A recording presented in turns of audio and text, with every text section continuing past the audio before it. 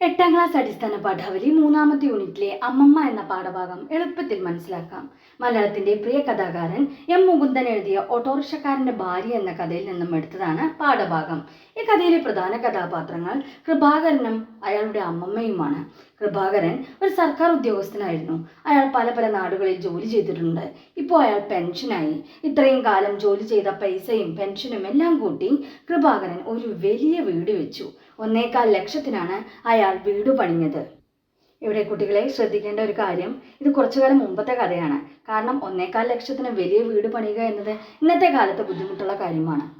കൃപാകരൻ സൂര്യാസ്തമയവും ഉദയവും കാണുന്ന രീതിയിലുള്ള sit out, വീടിന് മുന്നിൽ കൊച്ചു പൂന്തോട്ടം, പഴയ തറവാട്ടിലുണ്ടായിരുന്ന മറ്റുള്ള പൂക്കൾ എന്നിങ്ങനെയുള്ള പഴയ രീതിയിലുള്ള മാറ്റങ്ങളൊക്കെ പുതിയ വീട്ടിൽ കൊണ്ടുവന്നു. ഒറ്റയ്ക്കിരുന്ന് സമയം ചെലവഴിക്കാനും പ്രകൃതിയിലെ കാഴ്ചകൾ കാണാനും ഒക്കെ ആഗ്രഹിക്കുന്നവനും ലളിതമായ ജീവിതത്തെ ഇഷ്ടപ്പെടുന്നവനുമാണ് കൃപാകരൻ. ഒരു ഭാര്യയും 2 മക്കളും അടങ്ങുന്നതാണ് അയാളുടെ കുടുംബം. കൃപാകരനെ സംബന്ധിച്ചിടത്തോളം അയാളുടെ ജീവിതത്തിലെ വളരെ പ്രധാനപ്പെട്ട വ്യക്തിയാണ് അമ്മമ്മ. അമ്മമ്മ തറവാട്ട് വീട്ടിലാണ് താമസിക്കുന്നത്. 80 വയസ്സിൽ കൂടുതൽ പ്രായം അമ്മമ്മയ്ക്കുണ്ട്. കൃപാകരന് കുട്ടിക്കാലത്ത് ധാരാളം കഥകളെല്ലാം പറഞ്ഞുകൊടുത്ത് വാത്സല്യത്തോടെ വളർത്തിയത് അമ്മമ്മയാണ്. അമ്മമ്മ പകർന്നു കൊടുത്ത കാര്യങ്ങളാണ് കൃപാകരൻ്റെ ജീവിതത്തിൽ ഏറ്റവും വിലയേറിയിട്ടുള്ളത്. കൃപാകരൻ വീട് വെച്ചപ്പോൾ അത് അമ്മമ്മയെ കൊണ്ടുവന്ന് കാണിക്കാമെന്നും ഈ പട്ടണവും വീടുമെല്ലാം കണ്ട് കുറച്ചു നാൾ ഇവിടെ താമസിച്ചതിന് ശേഷം അമ്മമ്മയുടെ മനസ്സിന് സന്തോഷമുണ്ടാക്കാമെന്നൊക്കെ കൃപാകരൻ കരുതി. പുതിയ പരിഷ്കാരങ്ങൾ ഒന്നും അറിയാത്ത അമ്മമ്മയെ കൊണ്ടുവന്ന് പുതിയ മട്ടിലുള്ള വീടും ചുറ്റുപാടുമെല്ലാം കാണിച്ചു കൊടുക്കാമെന്നൊക്കെയാണ് കൃപാകരൻ കരുതുന്നത്. എന്നാൽ കാര്യങ്ങളെല്ലാം മറിച്ചായിരുന്നു.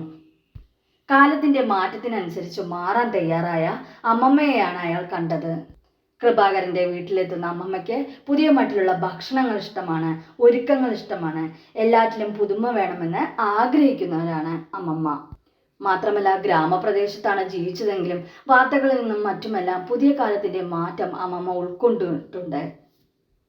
ചെറിയ ചെറിയ ഇംഗ്ലീഷ് വാക്കുകൾ പോലും അതിൽ നിന്നെല്ലാം അമ്മമ്മ കേട്ട് പഠിച്ചു വെച്ചിട്ടുണ്ട്. പുതിയ തലമുറയുടെ പാട്ടിനും അവരുടെ രീതികൾക്കും കലകൾക്കും വിനോദങ്ങൾക്കും അനുസരിച്ച് മാറേണ്ടതാണെന്ന് കരുതുന്ന കഥാപാത്രമാണ് അമ്മമ്മ. പണ്ട് മുതലേ ശീലിച്ചവയെല്ലാം മാറ്റണമെന്ന ചിന്താഗതിയുള്ളവരാണവർ.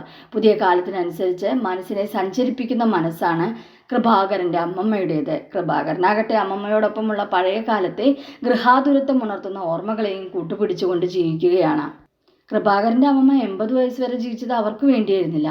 അവരുടെ തറവാട്ടിലെ മറ്റംഗങ്ങൾക്ക് വേണ്ടിയും ഭർത്താവിന് വേണ്ടിയും മക്കൾക്ക് വേണ്ടിയും മക്കളുടെ മക്കൾക്ക് വേണ്ടിയും ഒക്കെയാണ്.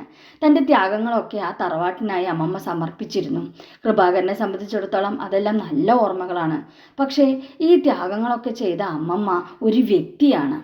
വ്യക്തി എന്ന നിലയിൽ അതൊന്നും തനിക്ക് വേണ്ടി ചെയ്തതല്ല അമ്മമ്മ, മറ്റുള്ളവർക്ക് വേണ്ടി ചെയ്തതായിരുന്നു. സാങ്കേതിക വിദ്യകൾ വളരുകയും അവരുടെ വീട്ടിൽ കറണ്ട് വരികയും വാർത്താവിനിമയ ഉപാധികളെല്ലാം വീട്ടിലുണ്ടായപ്പോൾ അമ്മമ്മ പുറം ലോകത്തെ അറിഞ്ഞു. വിശാലമായ ആ മാറ്റങ്ങളിൽ ആകൃഷ്ടയായി. എന്നാൽ കൃപാകരൻ പഴയ കാലത്തിൻ്റെ പ്രതിനിധിയായി നിലകൊണ്ടു. ഈ 2 കഥാപാത്രങ്ങൾ തമ്മിലുള്ള വ്യത്യസ്തതകളും അവരുടെ മനസ്സിലെ സംഘർഷങ്ങളുമാണ് നമ്മൾ ഈ പാഠഭാഗത്ത് കാണുന്നത്.